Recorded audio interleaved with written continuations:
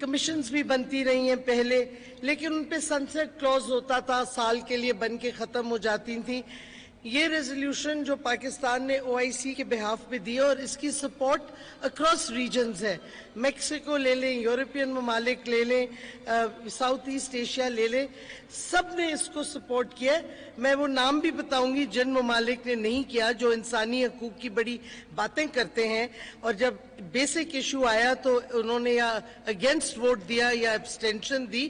وہ بھی ہمیں بتانا چاہیے لوگوں کو. بہرحال پہلے اس ریزولوشن کا جو پہلا ہے، اس میں سنسیٹ کلوز نہیں ہے.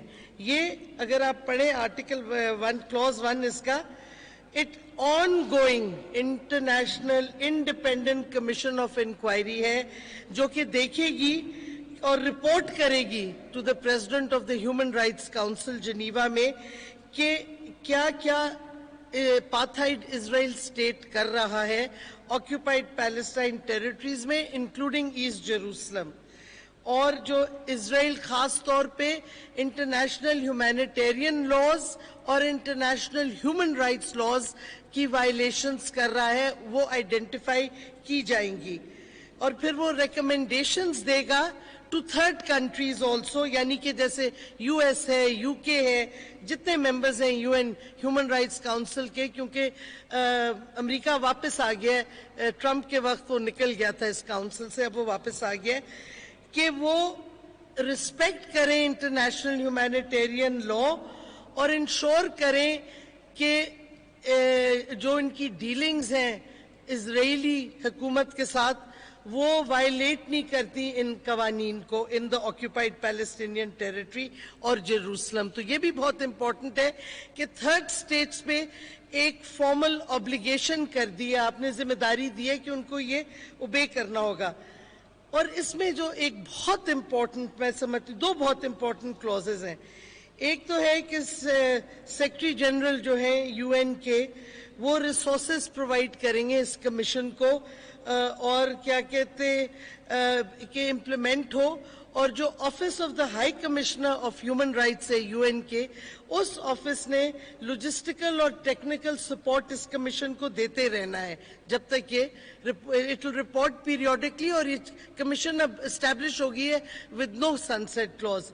اور فائنلی جو سب سے امپورٹنٹ ایشو ہے، جو میں امپورٹنٹ پوائنٹ ہے اس ریزولوشن کا، کہ سارے ملکوں پہ، اور یہ میں آپ کو پڑھ کے سناتی ہوں، کلوز 7 جو ہے، urges all states to refrain from transferring arms where they assess in accordance with applicable national procedures and international obligations and standards that there is a risk that such arms may be used in the commission or facilitation of serious violations or abuses of international human rights or violations of international humanitarian laws.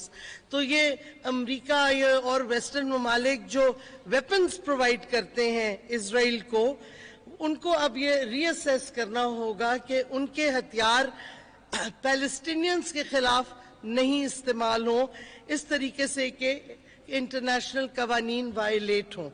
تو اب اس commission کیا کرے گا؟ 3 چیزیں اسرائیل کر رہا ہے اس وقت. ایک سیٹلر کلونیلزم. کیا ہوتی ہے سیٹلر کلونیلزم؟ جدھر آپ جو لوکل رہنے والے ہیں جیسے پیلسٹینینز ہیں، ان کو آپ دھکے زوری ان کی زمینیں قبضہ کرتے ہیں، ان کے گھر قبضہ کرتے ہیں، ان کو آپ نکالتے ہیں. تو پہلی چیز وہ کر رہی ہے ڈسپوزیشن آف پیلسٹینینز، ڈسپلیسمنٹ.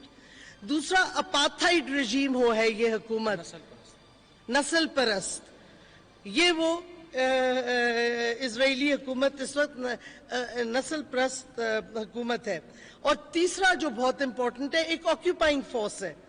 اور جو آکیوپائڈ ٹیریٹریز ہوتی ہیں، جو ممالک آکیوپیشن فورس ہوتے ہیں یا آکیوپیشن کی حکومت ہوتی ہے، ان پہ 4th جنیوا کنونشن لاگو ہوتا ہے.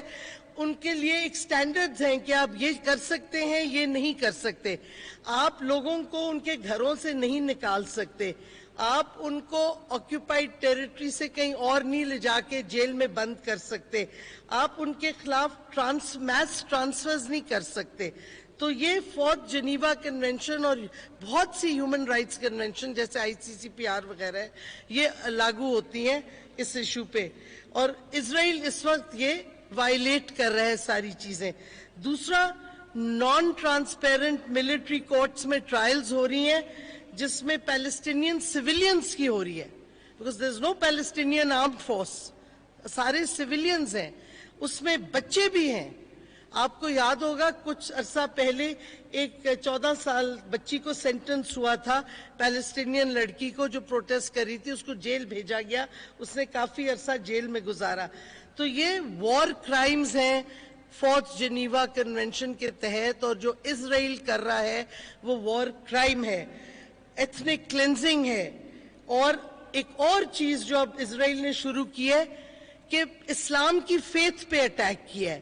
جب انہوں نے رمضان میں اذان روکنے کی کوشش کی القدس ماسک میں، جب انہوں نے روزے داروں کو روزہ نہیں کھولنے دیا کورٹ یارڈ میں مسجد کے، یہ صرف پیلسٹینینز پہ اٹیک نہیں ہے، یہ اب فیتھ آف اسلام پہ بھی ڈائریکٹ اٹیک کیا گیا ہے۔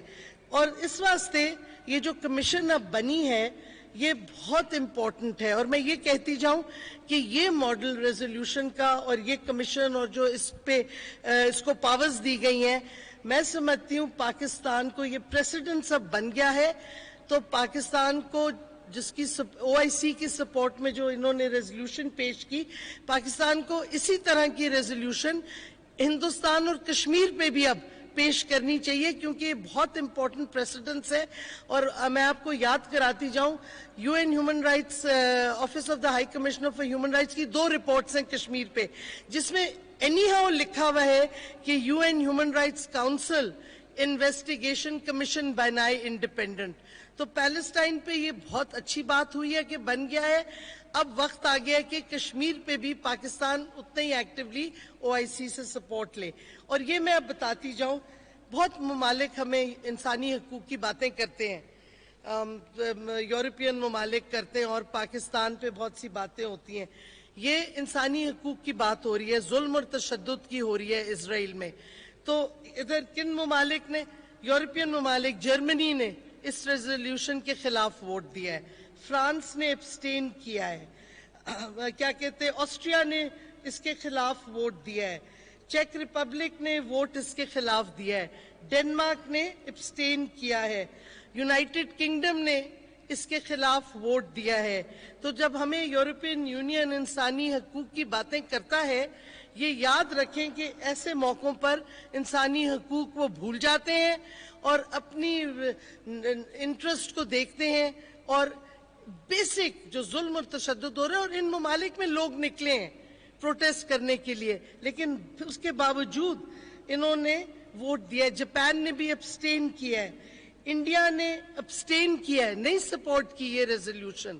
اور ہمیں واضح ہو گیا ہندوستان نے کیوں نہیں سپورٹ کی، کیونکہ وہ وہی چیزیں کر رہے ہیں آکیوپائڈ جموں اینڈ کشمیر میں جو اسرائیل کر رہے ہیں آکیوپائڈ پیلسٹائن میں۔ تو یہ آپ صرف یاد رکھیں، اٹلی نے بھی ایبسٹین کیا ہے کہ یہ سارے ممالک جو بڑے لیکچرز دیتے ہیں انسانی حقوق کے اوپر، آج جب ان کی when they are called out تو وہ کس طرف جاتے ہیں، انسانی حقوق کی طرف جاتے ہیں کہ اپنی سیلف انٹرسٹ کی طرف جاتے ہیں۔ تو یہ ہم نے سوچا کہ بہت امپورٹنٹ ہے، اور پاکستانی ڈپلومیسی کی یہ بہت سکسیس ہے کہ ہم نے یہ ریزولوشن انیشیٹ کی، OIC کی سپورٹ ملی اور یہ پیش کی۔ میں سمجھتی ہوں یہ ایک اور عمران خان کی حکومت کی ڈپلومیٹک سکسیس اور بہت امپورٹنٹ سکسیس ہے، کیونکہ UN ہیومن رائٹس کاؤنسل میں بڑا مشکل ہے ایک ریزولوشن اس طرح کی لانا اور کمیشن اتنا پاورفل بنانا جس میں آرمز کے اوپر بھی امبارگو لگایا گیا ہے۔ تو یہ، اور جب دیکھیں کہ اتنے طاقتور ملک اس کے خلاف ریزولوشن کے آئے ہیں، لیکن میجورٹی نے، اور میں نے کچھ تحقیقات کی ہیں تو کئی وہ لوگ ممالک تھے جو کہہ رہے تھے کہ یہ آرمز کا نہ لگائیں۔ میکسیکو جیسے ملک نے کہا کہ نہیں، بالکل لگائیں۔ آئرلینڈ جیسا ملک جو میں سمجھتی ہوں بہت آگے گیا ہے، یورپ میں سب سے آگے گیا ہے، اسرائیل وہ پیلسٹائن کی سپورٹ میں انہوں نے کہا کہ نہیں لگائے.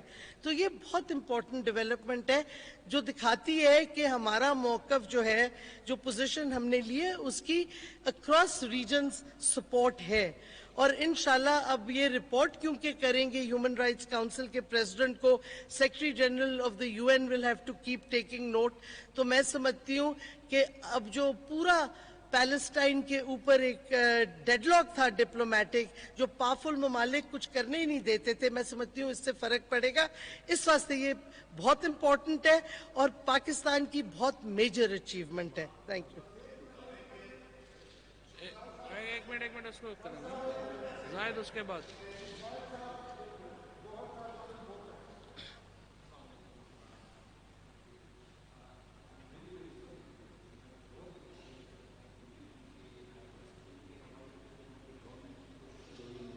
اونچا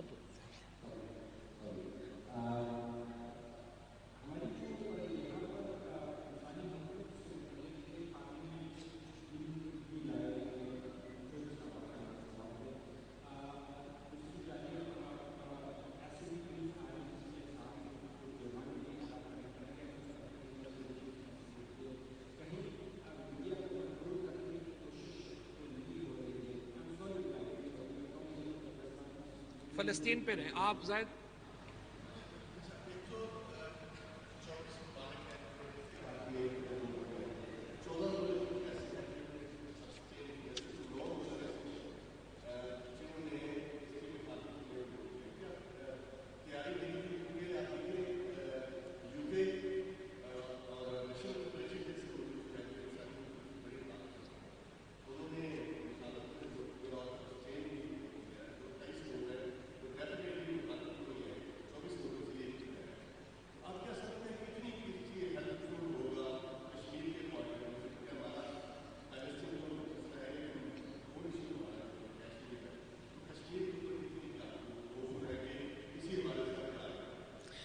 دیکھیے میں سمجھتی ہوں